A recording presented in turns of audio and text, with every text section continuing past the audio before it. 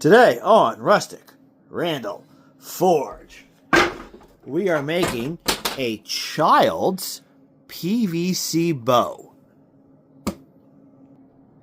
Alright, I am using 3 feet of 1/2-inch PVC pipe. You can use 3/4 if you need a heavier draw, but I am making this for children. You can also use 4 feet instead of 3. You're going to have to math some of the bends, but you're smart. I trust you. Before we go any further, all credit to this Nicholas guy and this book for teaching me how to do this. Go. All right, this is sanded and stained with wood stain. You do not have to do that. But in order to make PVC flexible, you have to heat it up.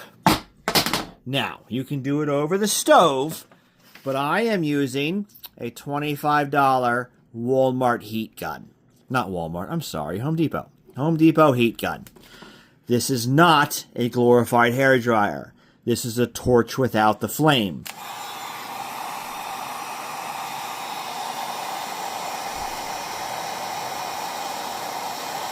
Are we serious? There we go. These are dangerous. Please be careful. We have 3 foot of PVC. You want to mark the middle 18 inches.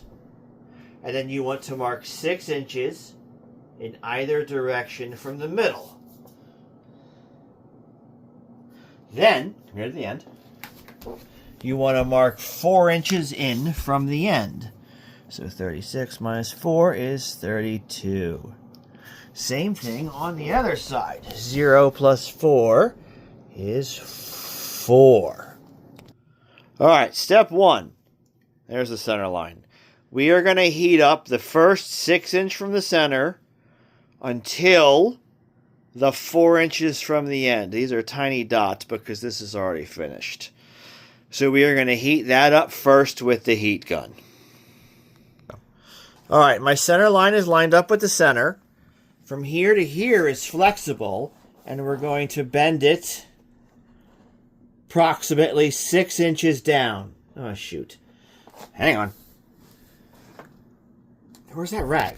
So, normally, here we go, he is going to cool it with a wet rag so that it stays instead of having to wait here for 20 minutes.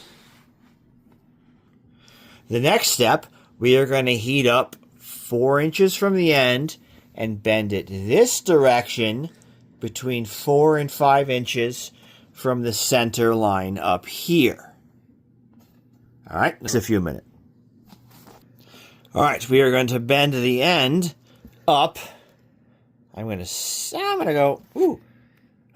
it with the 4-inch line. It is very important to not crimp right here. It's very easy to accidentally do that. So we are bending this up like this, and he is going to put a wet rag on it to cool it in place. All right, heat up the end and pinch it about 1 inch in line with the bow. Ah, it's warm. Hang on.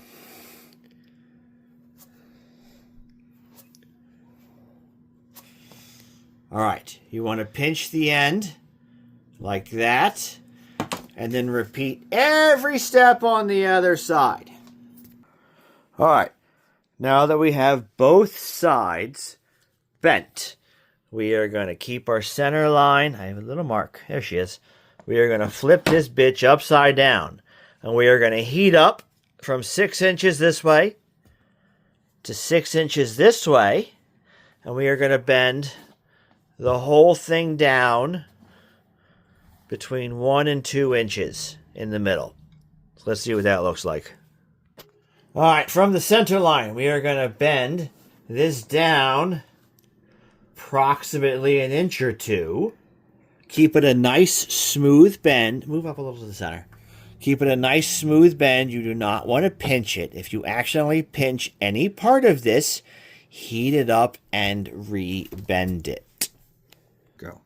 All right, we are going to mark this approximately here and then a small notch here, like this one. We are going to cut it out. Now, I bent this flat on the floor to keep everything in line. If you do not have a heat gun, you can do this over top of the stove.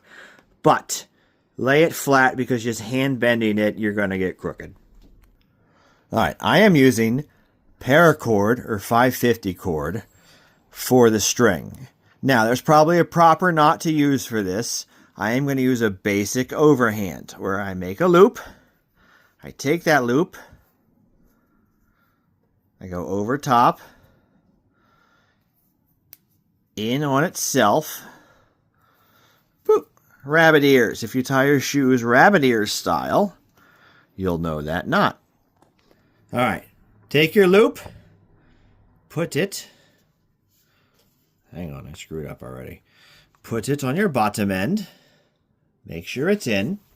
Step back. Take your bow and flex it until it's where you want, and pinch where that loop has to go. Same thing. I'm going to tie the second loop. Oh my goodness.